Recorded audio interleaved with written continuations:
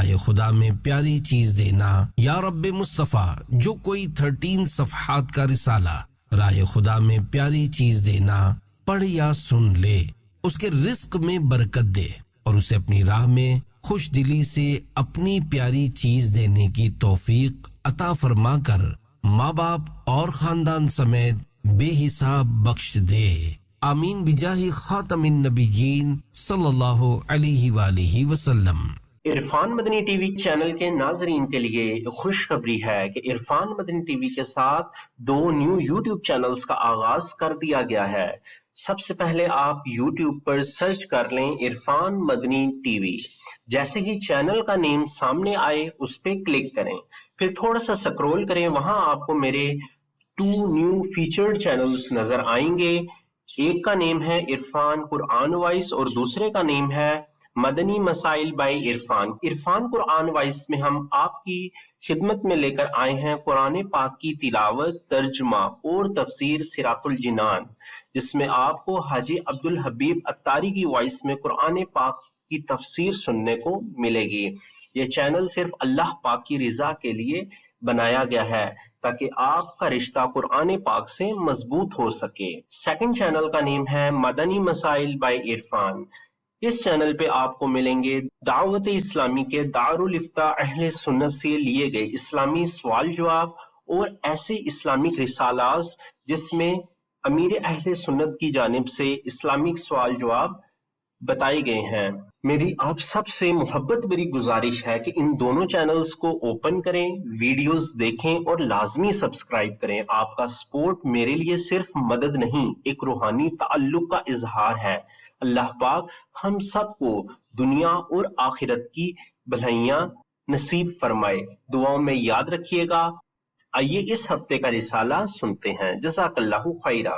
درود شریف کی فضیلت حضرت سیدنا ابو ہریرہ رضی اللہ عنہ سے روایت ہے کہ نبی کریم صلی اللہ علیہ وآلہ وسلم نے ارشاد فرمایا، جس نے کسی کتاب میں مجھ پر درود پاک لکھا، جب تک میرا نام اس کتاب میں رہے گا فرشتے اس کے لیے استغفار کرتے رہیں گے۔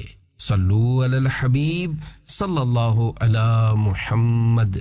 پیارے پیارے اسلامی بھائیوں، عام طور پر ہماری یہی عادت ہے کہ ہم اللہ پاک کی راہ میں اپنا بچا کھچا مال دیتے ہیں۔ مثلا کھانا کھا لیا اور اب اس کی ضرورت نہ رہی تو بچا ہوا کھانا کسی غریب کو دے دیتے ہیں۔ اسی طرح گھر میں کوئی چیز رکھی ہوئی ہے اور وہ ہمارے کام کی نہ رہی تو اسے کسی مسجد یا مدرسے میں دے دیتے ہیں۔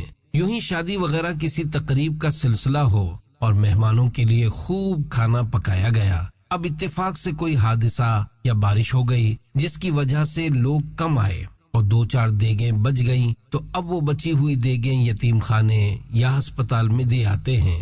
یوں ہمارے یہاں عام طور پر یہی طریقہ کار ہے کہ ہم اللہ پاک کی راہ میں وہی چیز دیا کرتے ہیں جو ہمارے کام کی نہیں ہوتی۔ اس کے برعکس ہمارے اسلاف اپنی بچی کچھ ہی نہیں بلکہ سب سے عمدہ، پسندیدہ اور کام میں آنے والی چیزیں اللہ پاک کی راہ میں خرچ کیا کرتے تھے۔ بطور ترغیب اس ضمن میں ایک ایمان افروز واقعہ پیش خدمت ہے۔ ابو ذر غفاری رضی اللہ عنہ کا عمدہ اونٹ۔ حضرت سیدنا ابو ذر غفاری رضی اللہ عنہ مدینہ شریف کی ایک قریبی بستی میں رہا کرتے تھے۔ گزر بسر کے لیے آپ کے پاس چند اونٹ اور ایک کمزور سا چرواہا تھا۔ ایک بار خاندان بنو سلیم کے ایک صاحب نے آپ کی خدمت میں عرض کی، حضور اگر آپ اجازت دیں تو میں آپ کی صحبت میں رہ کر آپ سے فیض بھی حاصل کروں گا اور آپ کے چرواہے کا ساتھ بھی دوں گا۔ سیدنا ابو ذر غفاری رضی اللہ عنہ نے فرمایا، اگر تم میرے ساتھ رہنا چاہتے ہو تو تمہیں میری اطاعت کرنی ہوگی۔ عرض کی، حضور کس بات میں اطاعت؟ ارشاد فرمایا، جب میں اپنے مال میں سے کوئی چیز راہ خدا میں دینے کا کہوں تو سب سے بہترین چیز دینی ہوگی۔ اس نے شرط کو منظور کر لیا اور آپ کی خدمت میں رہنے لگا۔ ایک دن کسی نے سیدنا ابو ذر غفاری رضی اللہ عنہ سے عرض کی، یہاں ندی کے کنارے کچھ غریب لوگ آباد ہیں، ہو سکے تو آپ ان کی امداد کر دیجئے۔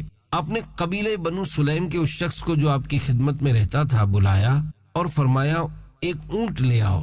وہ اونٹوں کی جگہ پہنچا اور سب سے عمدہ اونٹ منتخب کیا، لیکن پھر سوچا کہ یہ اونٹ سیدنا ابو ذر غفاری رضی اللہ عنہ کی سواری کے لیے کارآمد بھی ہے اور فرما بردار بھی، مقصود تو صرف گوشت تقسیم کرنا ہے، لہذا اس کے بدلے اس کے بعد کے درجے کی عمدہ اونٹنی پیش کر دی۔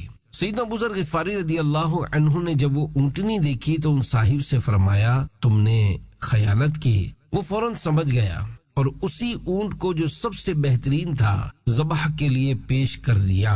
سیدنا ابو ذر غفاری رضی اللہ عنہ نے اس سے ارشاد فرمایا ندی کے کنارے جتنے گھر آباد ہیں سب کی گنتی کر لو اور میرا گھر بھی اس میں شامل کر لو، پھر اونٹ کو ذبح کر کے سب گھروں میں برابر برابر گوشت پہنچا دو اور میرے گھر میں دوسروں کے مقابلے میں کوئی بوٹی بھی زائد نہ جانے پائے، اس کا خیال رکھو۔ جب اونٹ کا گوشت تقسیم کر دیا گیا تو سیدنا ابو ذر غفاری رضی اللہ عنہ نے اس شخص کو اپنے پاس بلایا اور پوچھا تمہارے اور ہمارے درمیان اللہ پاک کی راہ میں عمدہ مال خرچ کرنے کی جو شرط طے کی گئی تھی کیا تم اسے بھول گئے تھے؟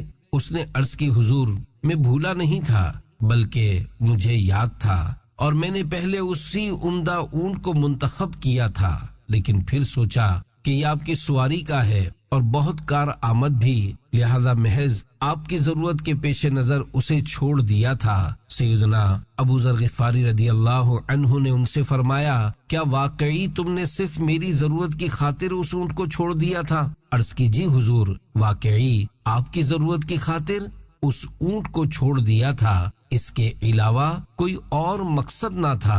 سیدنا ابو ذر غفاری رضی اللہ عنہ نے ارشاد فرمایا کیا میں تمہیں اپنی ضرورت کا دن نہ بتا دوں؟ سنو، میری ضرورت اور حاجت کا تو وہ دن ہے جس دن مجھے قبر کے گڑھے میں اکیلا دفن کر دیا جائے گا، باقی رہا مال تو اس کے 3 حصے دار ہیں۔ نمبر 1 تقدیر جو مال لے جانے میں کسی کا لحاظ نہیں کرتی۔ نمبر 2 وارث جو تیرے مرنے کا منتظر رہتا ہے کہ کب تو مرے اور وہ تیرے مال پر قبضہ کر لے۔ نمبر 3 تیسرا حصے دار تو خود ہے۔ جب تقدیر اور وارث مال لینے کے معاملے میں کوئی رعایت نہیں کرتے تو اپنا حصہ لینے میں کیوں پیچھے رہتا ہے؟ جتنا بن پڑے عمدہ سے عمدہ ترین مال راہ خدا میں دے کر اپنی آخرت کے لیے جمع کر لے۔ یہ فرما کر آپ رضی اللہ عنہ نے 4 پاری کی ابتدائی آیت مبارکہ کی تلاوت کی۔ لن تنالوا البر حتى تنفقوا مما تحبون، پارا 4 سورہ آل عمران آیت 92، ترجمہ کنز ایمان۔ تم ہرگز بھلائی کو نہ پہنچو گے جب تک راہ خدا میں اپنی پیاری چیز نہ خرچ کرو، اور فرمایا کہ اسی لیے جو مال مجھے سب سے زیادہ پسند ہوتا ہے اس کو راہ خدا میں خرچ کر کے اپنی آخرت کے لیے ذخیرہ کرتا ہوں۔ اے عاشقان رسول، سیدنا ابو ذر غفاری رضی اللہ عنہ کی کتنی زبردست دینی سوچ تھی کہ جو مال سب سے زیادہ پسند ہوتا اسے راہ خدا میں خرچ کر کے اپنی آخرت کے لیے ذخیرہ کر لیا کرتے تھے۔ اے کاش ہماری آنکھیں کھل جائیں اور ہم بھی اس آیت مبارکہ لن تنالوا البر حتى تنفقوا مما تحبون، پارا 4 سورہ آل عمران آیت 92، ترجمہ کنز ایمان، تم ہرگز بھلائی کو نہ پہنچو گے جب تک راہ خدا میں اپنی پیاری چیز نہ خرچ کرو پر غور کرنے والے نہ بن جائیں۔ یاد رکھیے راہ خدا میں جیسی چیز دیں گے ویسا اجر پائیں گے کہ دنیا آخرت کی کھیتی ہے، جیسی بوئیں گے ویسی کاٹیں گے۔ افسوس ہماری سوچ یہ ہے کہ ہم شادی بیاہ کے موقع پر پہلے خود کھاتے ہیں اور پھر بچا ہوا کھانا ملازمین، غریب پڑوسیوں، یتیم خانوں اور مدرسوں میں دے آتے ہیں۔ ہونا تو یہ چاہیے کہ جہاں ہم شادی پر لاکھوں روپے خرچ کرتے ہیں وہاں کم از کم ایک دیگ اس نیت سے پکوائیں کہ اسے صرف محلے کے غریب لوگوں تک پہنچائیں گے۔ پہلی نصیحت، پیارے پیارے اسلامی بھائیوں، سیدنا ابو ذر غفاری رضی اللہ عنہ نے اپنی خدمت میں رہنے والے شخص کو 3 باتیں ارشاد فرمائیں۔ جن میں سے پہلی بات یہ تھی کہ تقدیر مال لے جانے میں کسی کا لحاظ نہیں کرتی۔ واقعی ایسا ہی ہے کہ تقدیر جب چاہتی ہے تو بڑی فراخ دلی کے ساتھ کسی کا مال لے لیتی ہے، اور یوں دیکھتے ہی دیکھتے لوگوں کی کروڑوں بلکہ اربوں روپے کی کمپنیوں کو جلا کر راکھ کر دیتی ہے۔ تقدیر نہ امیر و غریب کا لحاظ کرتی ہے اور نہ ہی موقع محل دیکھتی ہے، وہ اپنا پورا حصہ لیتی ہے۔ تقدیر جب غالب آتی ہے تو ہنستا کھیلتا نوجوان آن کی آن میں موت کا شکار ہو جاتا ہے۔ ماضی میں کئی ایسے نوجوان دیکھے گئے ہیں کہ جن کو ماں باپ اس لیے دعوت اسلامی کے سنتوں بھرے اجتماعات میں نہیں آنے دیتے تھے کہ کہیں وہ مولوی نہ بن جائیں اور دیندار نہ ہو جائیں۔ آہ بیچارے بھرپور جوانی کے عالم میں انتقال کر گئے۔ دوسری نصیحت، سیدنا ابو ذر غفاری رضی اللہ عنہ نے اپنی خدمت میں رہنے والے شخص سے دوسری بات یہ ارشاد فرمائی کہ تیرے مال کا دوسرا حصے دار وارث ہے جو تیرے مرنے کا منتظر رہتا ہے کہ کب تو مرے اور وہ تیرے مال پر قبضہ کر لے۔ واقعی آج کل یہ دیکھنے میں آ رہا ہے کہ وارثین اس بات کا انتظار کر رہے ہوتے ہیں کہ جیسے ہی بوڑھے والدین دم توڑیں گے ہم ان کے مال و اسباب پر قبضہ کر لیں گے۔ بندہ ساری زندگی مال جمع کرتا رہتا ہے لیکن اسے پتہ نہیں ہوتا کہ اس کے انتقال کے بعد وارثین اس کے مال کے ساتھ کیا سلوک کریں گے۔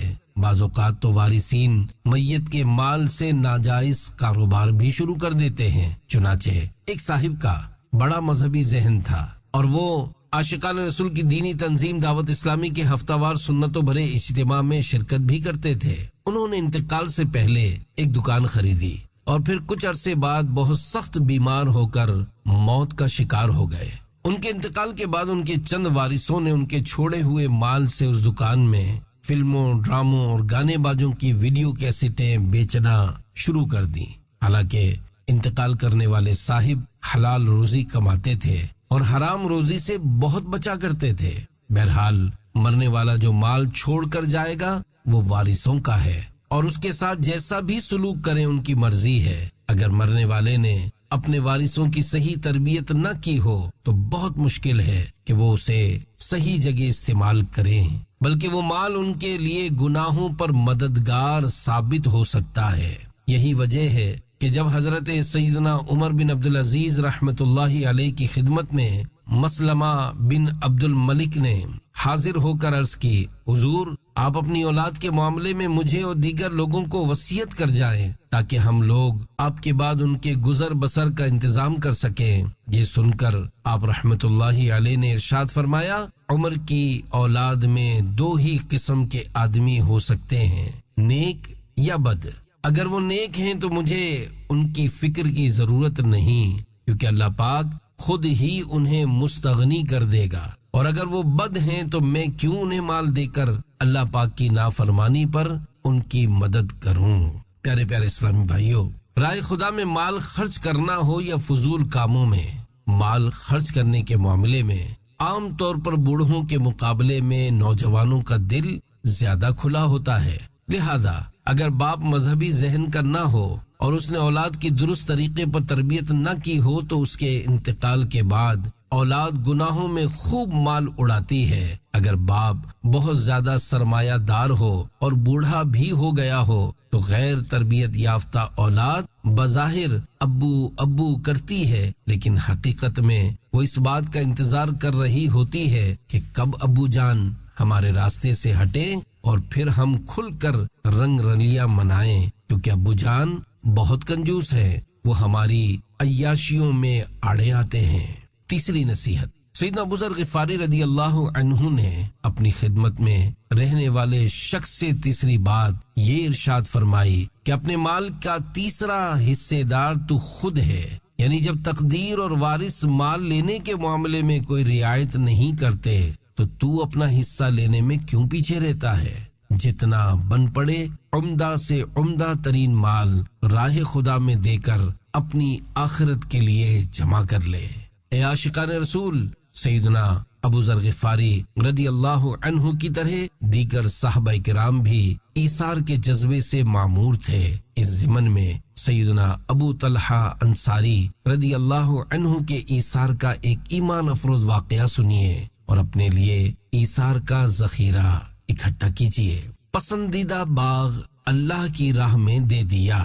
حضرت سیدنا انس رضی اللہ عنہ فرماتے ہیں کہ حضرت سیدنا ابو طلحہ انصاری رضی اللہ عنہ صحابہ کرام علیہم رضوان میں سب سے زیادہ مالدار تھے اور سب سے زیادہ باغات بھی آپ ہی کے پاس تھے۔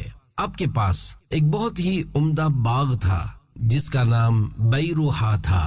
اس باغ کا پانی بہت میٹھا تھا اور اس باغ کو یہ شرف بھی حاصل تھا کہ پیارے آقا مدینے والے مصطفیٰ صلی اللہ علیہ وآلہ وسلم اس باغ میں تشریف لاتے اور اس کا پانی نوش فرماتے تھے۔ پھر جب یہ آیت مبارکہ نازل ہوئی، لن تنالوا البر حتى تنفقوا مما تحبون، پارہ 4 سورہ آل عمران آیت 92، ترجمہ کنز الایمان، تم ہرگز بھلائی کو نہ پہنچو گے جب تک راہ خدا میں اپنی پیاری چیز نہ خرچ کرو۔ تو سیدنا ابو طلحہ انصاری رضی اللہ عنہ بارگاہ رسالت میں حاضر ہوئے اور عرض کی، یا رسول اللہ صلی اللہ علیہ وآلہ وسلم، مجھے اپنے تمام باغات میں بیروحا سب سے زیادہ پسند ہے، اور اللہ پاک نے ارشاد فرمایا کہ اپنی پسند کی چیز اس کی راہ میں دی جائے، تو میں اپنا سب سے پسندیدہ باغ بیروحا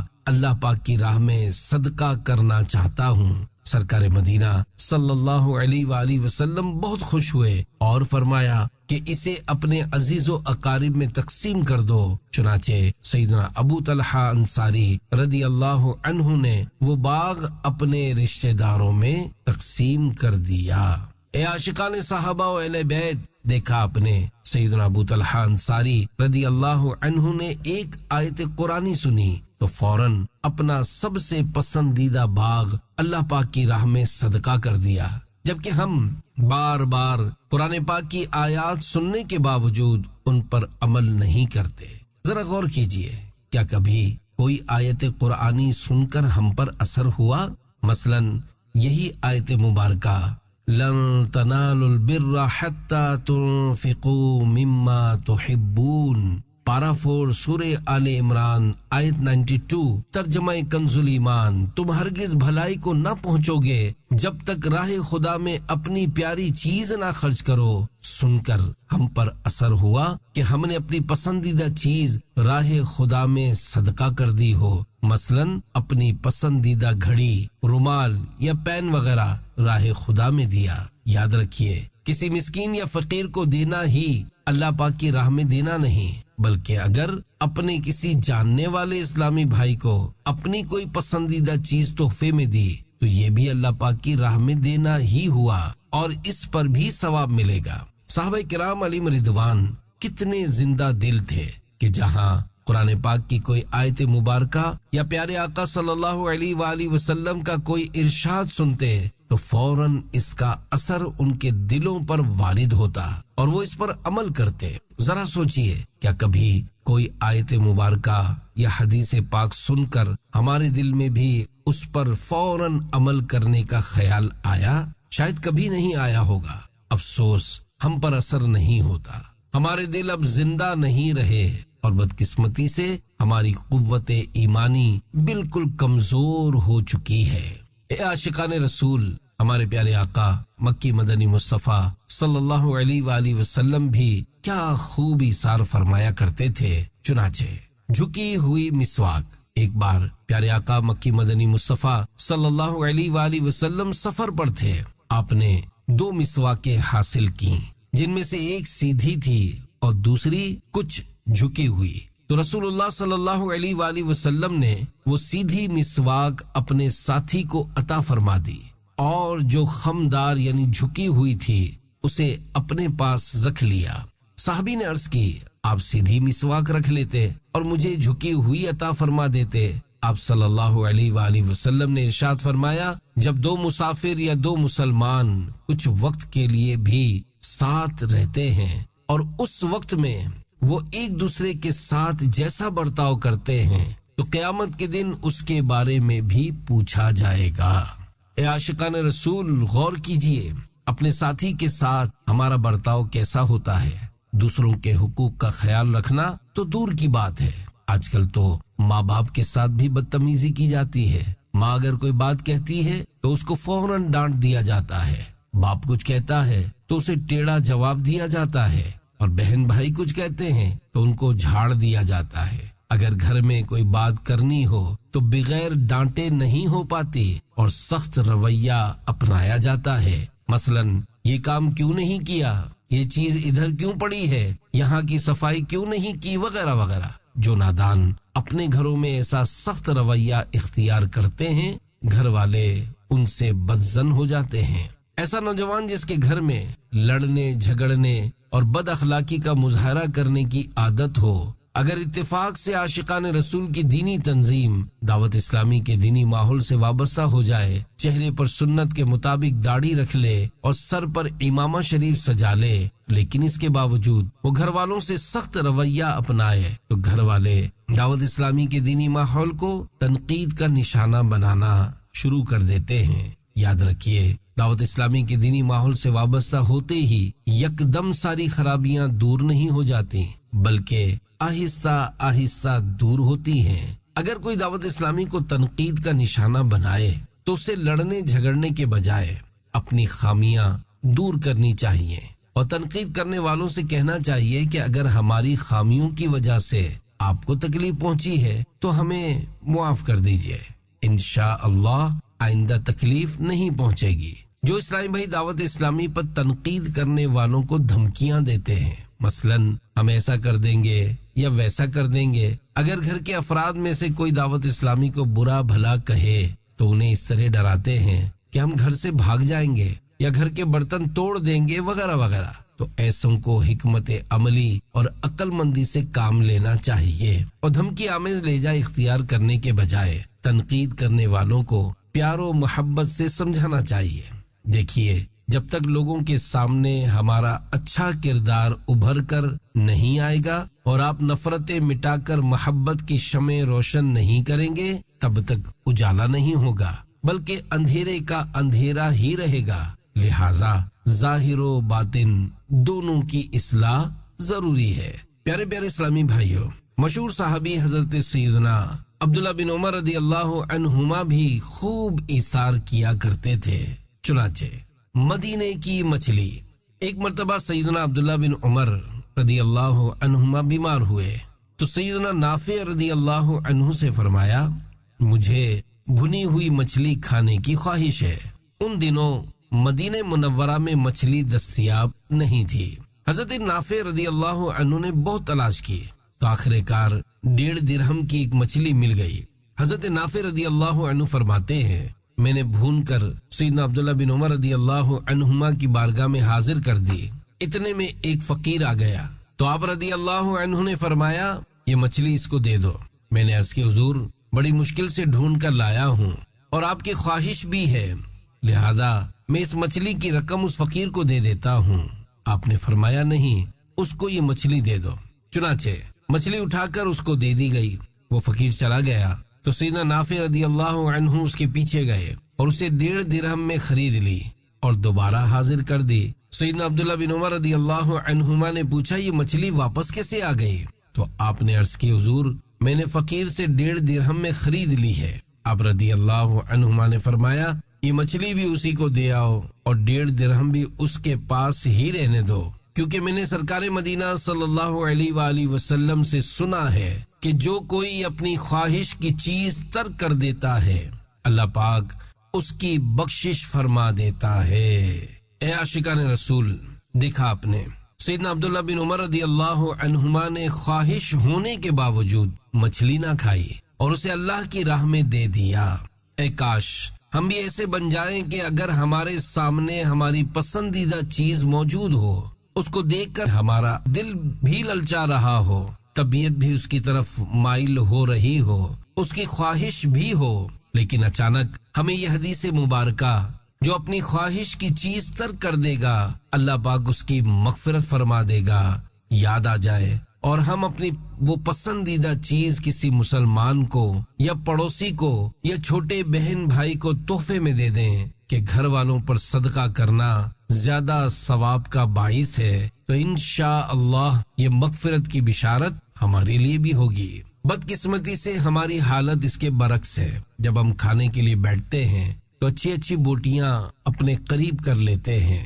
اگر اللہ پاک کی راہ میں دینے کا ارادہ بھی ہو تو جو کھانا بچ جاتا ہے اسے اٹھا کر کسی غریب کو دے دیتے ہیں۔ افسوس، ہماری خیرات بھی اس طرح نکلتی ہے کہ جب تک کھانا اپنے کام کا ہے خود رکھ لیا، اور جب خراب ہونے کا خطرہ ہوا تو خیرات کر دیا۔ آج کل گھر گھر فریج موجود ہے تو جو کھانا بچ جاتا ہے اسے فریج میں رکھ دیا جاتا ہے۔ پھر جب اسے فریج میں رکھے ہوئے 2-3 دن گزر جاتے ہیں تو چونکہ اب اس کے ذائقے میں تھوڑا سا فرق آ جاتا ہے اور وہ کھانے میں اچھا نہیں لگتا، لہذا کسی غریب کو دے دیا جاتا ہے۔